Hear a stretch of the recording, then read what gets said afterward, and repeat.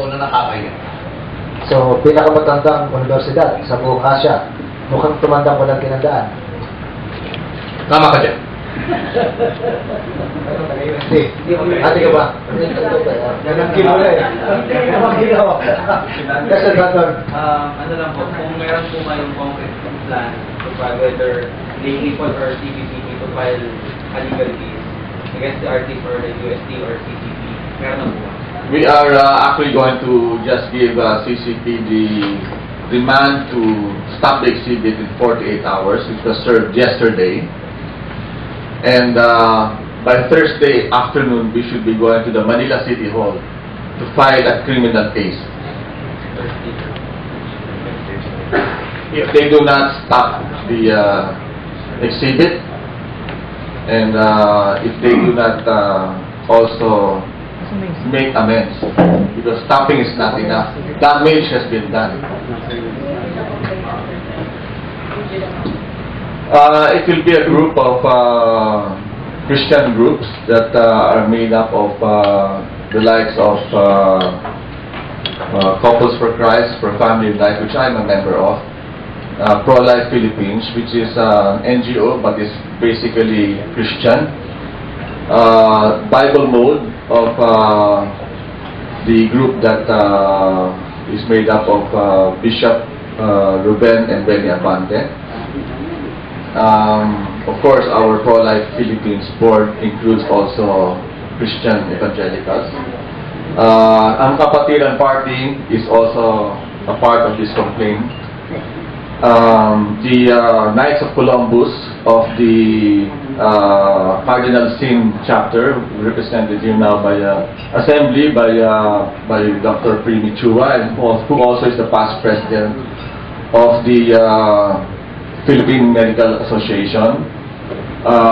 There is also more that I want to probably just leave later so that we can continue with the discussions. But essentially, we are lay people. Will you be filing the case against? And ano po kung gagamitin nyo? Anong batas ang pinayolate?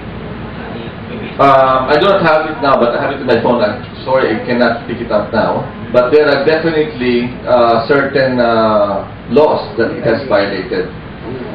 So, if Attorney Bong is here on time, well, Steve is still around, maybe she can explain on that aspect.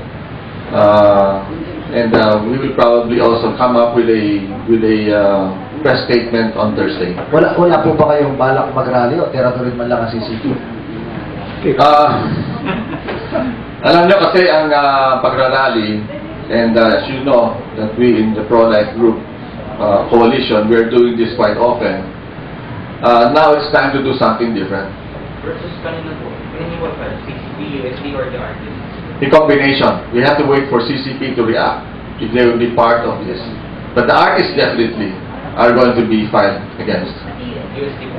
UST is the alma mater. I think the UST alumni should file it against the alma mater because that is an internal affair maybe to most of them. Kayo po, Bishop Cruz, ipo-formalize ba yung reklamo nyo sa UST? Si Nandi Pacheco, yan. Kay UST.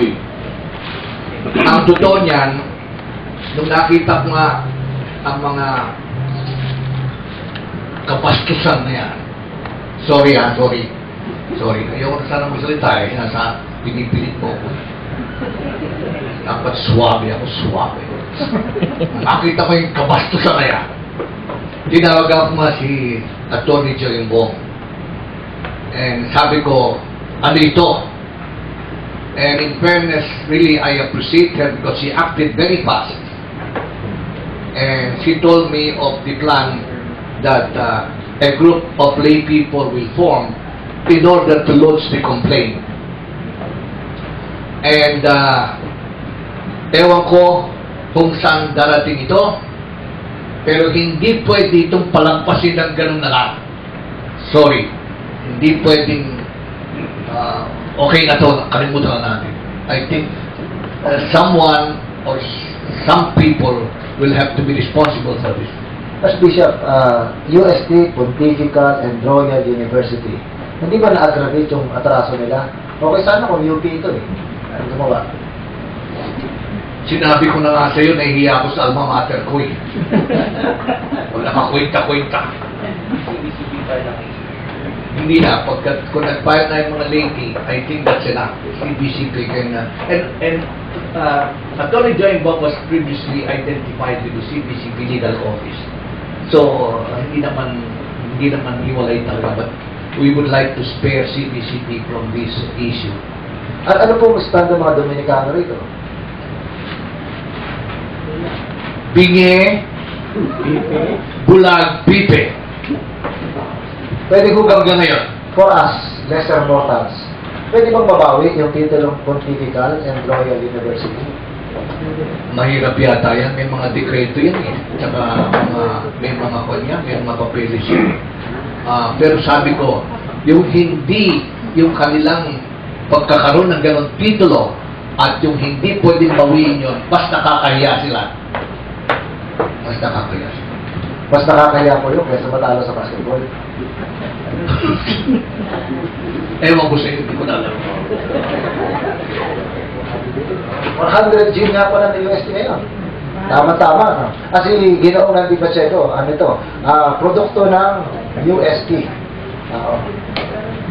At sana kung ba kayo, ha?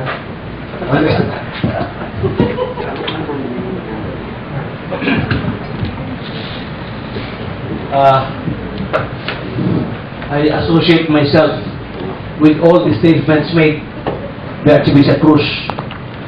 Ako po ay tiga UST from high school, 13th, 14th year high school, college, natapos ako doon ng law. At ako'y, as of now, na wala pang komentaryo ang UST, ako'y kinakahiya ko ang aking alma mater. I feel so bad about it. Hindi kita kinakalaman rin alma mater ka pa nung UST. Kung ikaw ay isang Katoliko, hindi ko matatanggap na yung pananampalataya ay yurakan at baliwala. I cannot stand that. Ilalo pa you belong to an alma mater, to a school, na yung mga artista daw rin parigalan sa eskwelahan yun. At hindi pa lang pinupuna. Malaking kahihiyan. Kaya, as of the moment, I dissociate myself with my alma mater until after I hear something from them. At ako'y kasama nga rito sa pagpa-file ng complaint against the CCP. Hindi ko maintindihan, ang CCP is under a UST alumnus. Si Raul Sunico. Presidente ng I want to hear from them. And even I want to hear from the President of the Philippines. Kasi ako to yourself, ay pag-aari ng gobyerno. Ikinalaman din ng gobyerno.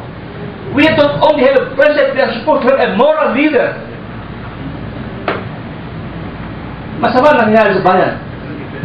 Salamat po. Tubig po muna. Ginoong Nandi Pacheco. Okay, kayo sabi ng kasama sa media. Okay. May klase pa kayo tungkol dun sa exhibitionist na yun. Hindi exhibition eh. Exhibitionist. Okay. Monsignor, balik tayo sa reproductive health bill. Of course, sa lower house, nagbibilang nakakampi ang pro-life at saka ang pro-RH. Sa Senate ba, karoon na rin kayo ng pagbibilang at sa palagay niyo ba, mas nakalalamang ang pro-life o ang pro-RH? I have no information as to the statistics of the senators. I wasn't there yesterday in the hearing. I was in Congress. I was in Congress yesterday sa inquiry about, again, vehicles given by PSSO to the bishops. So, what I know about Congress, yung salita kahapon ni, yung speech kahapon ni Senator Miriam, is just what I read from the papers and what I heard from the TV last night. So, ewan ko lang kung anong statistics ng anti-RH, pro-RH sa Senado, di ko pa alam. Maybe you have any information about that? You know, Eric?